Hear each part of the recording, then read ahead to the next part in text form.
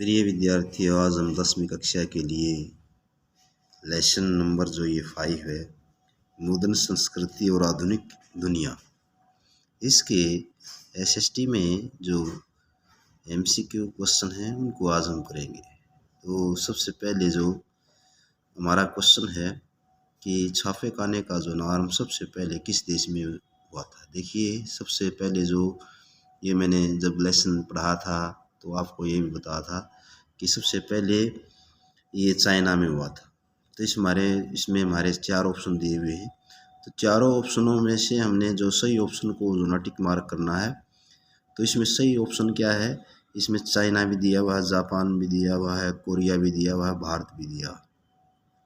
तो लेकिन सही ऑप्शन जो है इसमें ये है चाइना का, क्योंकि जो छापे खाने की मैंने बताया है पहले, जो छापे खाने की जो प्रेस बोलते हैं वहाँ से शुरू हुई, चाइना से शुरू हुई और धीरे धीरे जो ना ये जापान, कोरिया, इस प्रकार से जो ये सभी देशों में जो ना फैली।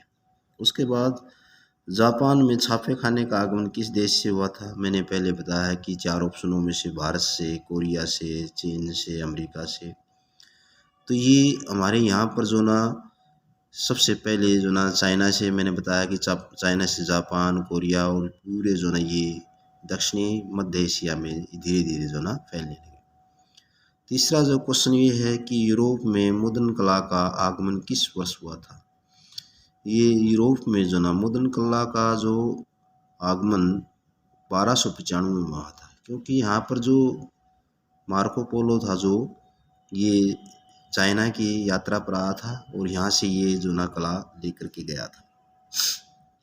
उसके बाद हमारा 4th क्वेश्चन है, यूरोप में मुद्रा कला की चीन से कौन सी लेकर आया था? जो मैंने बताया था, अभी बताया था, यूरोप में जो ना मुद्रण कला चाइना से जो लेकर के गए थे उनका नाम था मार्को पोलो। इसमें 4 ऑप्शन दिए हुए हैं। 4 ऑप्शन में से जैसे इसमें पहला ऑप्शन है मार्टिन लूथर, गुटेनबर्ग, स्ट्रमेस, मार्को पोलो। तो इन 4 ऑप्शनों में से सही है जो ना मार्को पोलो। तो अब हम अगला क्वेश्चन कर रहे हैं कि मार्को पोलो किस देश का रहने वाला था। आगे क्वेश्चन दिया हुआ है, इसमें भी 4 ऑप्शन दिए हुए हैं, इटली से, जर्मनी से, जापान से, चाइना से। ये मार्को पोलो जो ना ये यूरोप का देश है, जो इटली, वहाँ का रहने वाला था। और इस प्रकार से जो आगे ब्लू ब्लॉक प्रिंटिंग का आविष्कार किस देश ने हुआ था? यानी जो इंग्लैंड ऑप्शन दिया हुआ है इसमें जो इटली ऑप्शन दिया हुआ है, चीन ऑप्शन दिया हुआ है, जापान। तो इसमें मैंने बताया कि जो ब्लू प्रिंटिंग प्रेस का जो आविष्कार था वो चाइना में ही किया गया था। तो जो उसके बाद हम पढ़ते हैं कि जो ये प्रिंटिंग प्रेस थी, इसका आविष्कार किसने किया? इसमें गुटेनबर्ग ने है, मार्टिन लूथर ने है, मार्को पोलो ने है, स्ट्रमेस ने है, या इसमें 4 ऑप्शनों में से हमने जो बताना है वो है गुटेनबर्ग। तो ये हमारे जो ना सभी बच्चों को याद होने चाहिए कि भाई जो हमारी प्रिंटिंग प्रेस का सबसे पहला आविष्कार करने वाला देश कौन सा था, किसने इसका आविष्कार किया। तो इस प्रकार की जो ये बातें हैं ये आपने बड़ी अच्छी। उसके बाद 8वां क्वेश्चन कर रहे हैं हम जो, किसने कहा कि मुद्रण ईश्वर की ही दी हुई महान देन है? Erasmus, Martin Luther, Gutenberg, Marco Polo. तो ये मार्टिन लूथर ने कहा था कि जो मुद्रण ईश्वर की ही बहुत महानतम देन है। ये हमारे को आपने ये क्वेश्चन थे 8। उसके बाद हम आगे है, अगला जो क्वेश्चन है वो है कि 18वीं सदी के मध्य में पुस्तकों से संबंधित क्या विश्वास प्रचलित हो गया था? ज्ञान का उदय, निरंकुशतावाद जाएगा, छापा खाना प्रगति का सबसे ताकत औजार है, उपरोक्त छवि। देखो, मैंने पहले भी बताया है कि जो उपरोक्त छवि दिया हुआ है ये जो ना तीनों ही होते तभी ज़्यादातर तो होता है, लेकिन ऐसा नहीं है। लेकिन उसको आपने बड़ा ध्यान से जो ना इसको देखना है। पहला जो ज्ञान का उदय होता है, जो हमारे पुस्तकों से हम पढ़ते हैं, तो निरंकुशतावाद का जो ना उठ जाएगा, ये भी है। छापे खाने की जो प्रगति का ताकतवर औजार है, ये भी जो ना सही है। तो इसलिए हम कह सकते हैं कि इसके जो उपयोग सही है।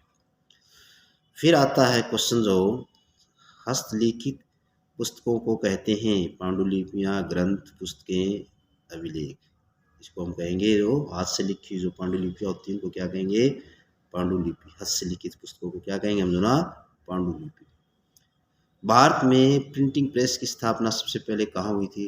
देखो ये क्वेश्चन आ गया हमारे से। तो सबसे पहले जो क्वेश्चन ये आया है कि दिल्ली में, बम्बई में, गोवा में, चेन्नई में। तो इस प्रकार से जो सबसे पहले जो प्रिंटिंग प्रेस भारत में आई थी वो गोवा में आई थी। तो उसके बाद हमारा जो क्वेश्चन है 12वां जो क्वेश्चन है इसमें है कि बंगाल गजट नामक साप्ताहिकता पत्रिका का संपादन कब आरंभ हुआ था? देखो इसमें 4 ऑप्शन दिए हुए हैं। 1960 दिया हुआ है, 1970 दिया हुआ है, 1980 दिया हुआ है और 1990 ईस्वी दिया है। तो इसमें जो हमारी 1780 ईस्वी है, तो इसमें जो बंगाल गजट नामक का जो एक पत्रिका थी और इस पत्रिका का ये साप्ताहिका सप्ताह में एक बार निकाली जाती थी और इसका जो ना 1780 ईस्वी में जो ना प्रकाशन हुआ था। तो उसके बाद आगे है संवाद कौमुदी का प्रकाशन किसने किया था? राजा राम मोहन राय ने, ज्योतिबा फुले ने, पेरियार ने, जयदेव ने। तो इन चारों ऑप्शनों में से जो ये एक कौमुदी जो संवाद है ये किसने किया था? राजा राम मोहन राय ने। उसके बाद है अमार जबीन किसकी आत्मकथा है ये? रोकेता शेखावत हुसैन, रस सुंदरी देवी, कैलाश सवासी वानी देवी, पंडिता रामाबाई। तो ये है रसा सुंदरी देवी ने ही इस अमार जबीन का जो आत्मकथा लिखी गई थी इसके द्वारा लिखी गई थी। उसके है गुलामगिरी की रचना, ये भी देखो पुस्तक है, पेरियार ने, जो ज्योतिबा फुले ने, B.R. अम्बेडकर ने, राजा राम मोहन राय ने। इन चारों ऑप्शनों में से ये जो गुलामगिरी नामक पुस्तक थी इसकी रचना की थी ज्योतिबा फुले ने। फिर वर्नाकुलर एक्ट, प्रेस एक्ट, ये क्या था? जो वर्नाकुलर एक्ट, प्रेस एक्ट था ये जो इसमें 4 ऑप्शन दिए गए हैं 1870, 1874, 1878, 1882। तो ये 1878 जो ना इसमें ये जो वर्नाकुलर प्रेस एक्ट में क्या होता है? वर्नाकुलर प्रेस एक्ट क्या था कि इसमें जो ना सरकार की परमिशन के बिना जो ना हम कोई भी जो ना खबर नहीं छप सकते थे। यदि अगर कुछ छपता था तो उसको जो ना उसके एक बार कोई जब्त कर लिया जाता था। उसके जो उसका अखबार छापने की मशीन है उसको जब्त कर लिया जाता था। ये वर्ना प्रेस एक्ट कानून था। उसके बाद आता है इसमें केसरी अखबार का प्रकाशन किसने किया था? इसमें हमारे जो 4 ऑप्शन दिए हुए हैं बाल गंगाधर तिलक, राजा राम मोहन राय, महात्मा गांधी, लाला लाजपत राय। तो इसमें पहला जो केसरी अखबार का जो प्रकाशन करने वाले थे वो थे बाल गंगाधर तिलक। तो इसके बाद हमारे जो क्वेश्चन है वो है किताबें जो भिन्न भिनाती मक्खियों की तरह है, दुनिया का कौन सा कोना है जहाँ ये पहुँच नहीं जाती? ये शब्द किसने कहे थे?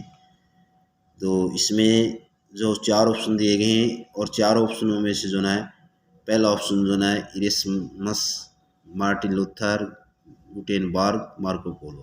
तो इरेस्मस ने जो है इसका ये शब्द कहे थे ये पुस्तकों के बारे में।